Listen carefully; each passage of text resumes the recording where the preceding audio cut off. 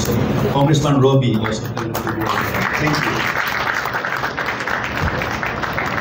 Hosting the World Cup was a dream many thought impossible, especially after our first bid for 2019 was denied.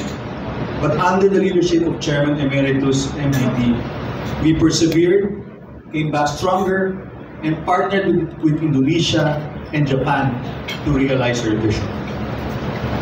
When we were finally entrusted the hosting, we worked tirelessly.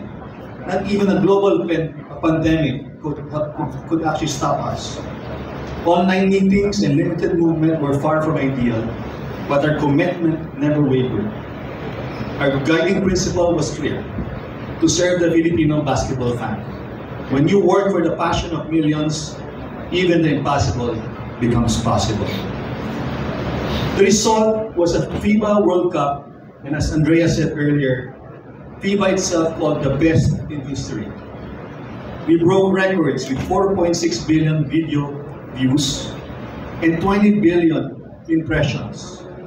Over 700,000 people attended, including a record-breaking crowd of 38,115 at Philippine Arena.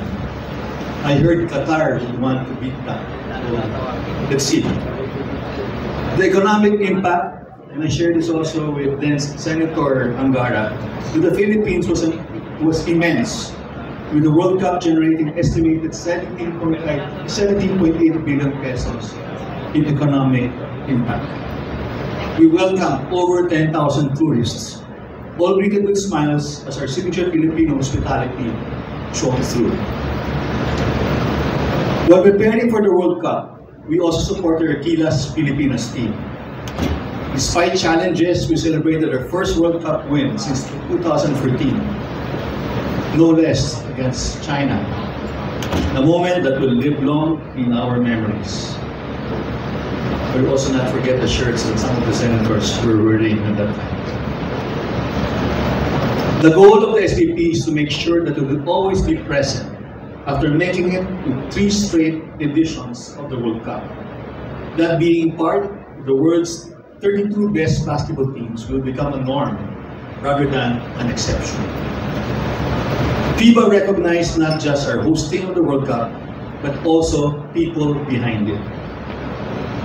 Today, again, Andreas mentioned this earlier, SBP continues to be well represented at the highest levels of international basketball, with leaders like Chairman Emeritus MVP serving in the FIBA Foundation as Vice President, Executive Director Erica D performing the role of Chair of the powerful FIBA Legal Commission.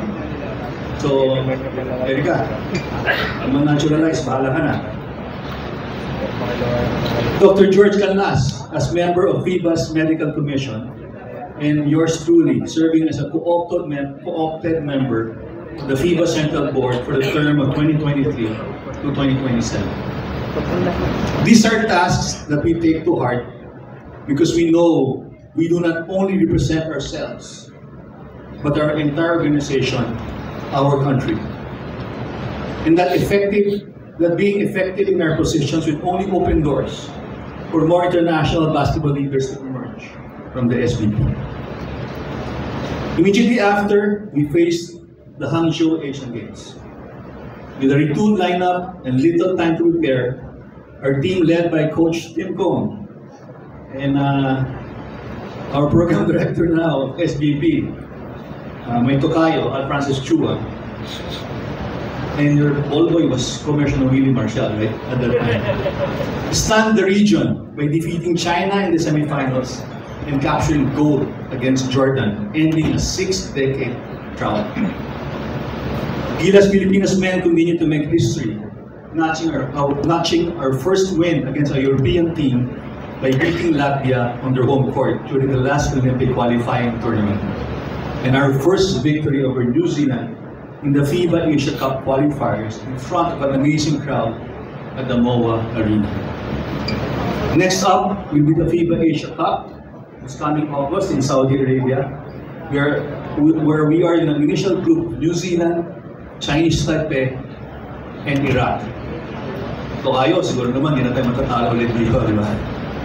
Tim Cone said that it's better that we know these two teams, we lost to them, and we will not lose again. Soon after that, the World Cup qualifiers will commence towards the end of the year. So the home and away of the World Cup will start in November. It will be 6 windows before the Qatar World Cup in 2027. And it was mentioned, SEA Games, we have it in December this year. Then we also have to defend, of course, our Asian Games gold next year into 2026. The POC actually appointed me as CDM to the Nagoya Games, no? So we cannot lose the gold medal that we won in 2023. As mentioned, our youth programs are thriving, with the Gilas Youth reaching the semifinals of the FIBA U16 Asian Championship, and our women's teams earning promotion to Division A with dominant performances. Let's give them a hand, youth and women's. On 3x3 program, our 3x3 program is also making strides, with both men's and women's teams reaching the Final Four in Asia in the past few years. The women's team in particular showed incredible heart by advancing to the semifinals with just 3 players on the court early this year. And I saw Camille here. Camille's still here, no? She injured, she had an ACL, but FIBA picked it up. Yung puso ng Pilipino.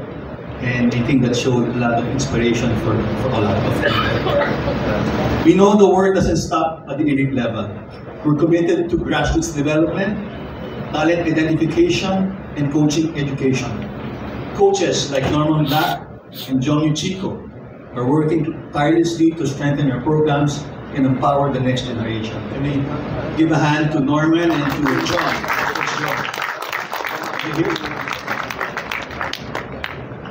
We also invest in referees, statisticians, and table officials, ensuring every aspect of our game meets world-class standards to the SBP Academy, headed by Mr. Andrew Te. Andrew, give him a hand.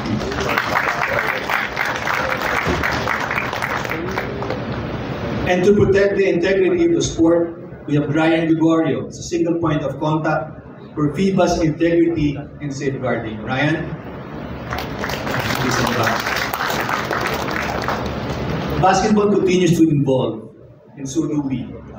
We've embraced esports, hosting the FIBA Season 3 World Finals late last year.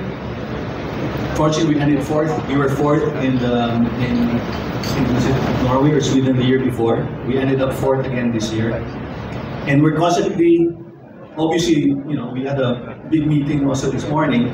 We're constantly reviewing our bylaws to stay agile, relevant, and prepared for the future. And as we shared with the board earlier, and active members, the CRC, composed of Chairman Ricky Vargas, Sandy Barrios, Antonio Maribel Nuevo, Erica D, Tony Ingles, Greg Norwood, Rebo Sagisag, Robert Uy, were major contributors in the changes that was approved with a 2/3 vote today, and it will only show that we are a very progressive federation when looking at the future and making sure that we are prepared to actually elevate the sport even more. So the next step for that is we communicate with sending to the SEC for their approval, and once it's approved, we will implement the change in the bylaws. Let's give them a round of applause. A lot of hard work in this series. Thank you, Chairman Ricky. Guided by our 4 pillars, your SPP works relentlessly in all aspects and in all ways. We continue pouring our efforts into our grassroots and providing our members with the institutional support they need to fulfill their mission. We want to complete the journey from discovering young talent at the start of their careers and helping them reach the elite level with our national teams. And when there are not enough players to fill 2 teams of 12 players each, or if there's no space for 92-foot court, basketball continues on the half court with 3x3. At the heart of all this is our belief in the Filipino basketball player. It is SBP's mission to give them every opportunity to succeed, to inspire the nation, and to show that with courage and unity, we can achieve anything. Why do we do this? Because every Filipino who witnessed our victories against Latvia, China, and Jordan walked a little taller the next day. Everyone who watched our 3-strong women's 3x3 team dedicate their win against Magnolia to an injured and teary-eyed teammate, Camille, was a reminder that the task may be gigantic,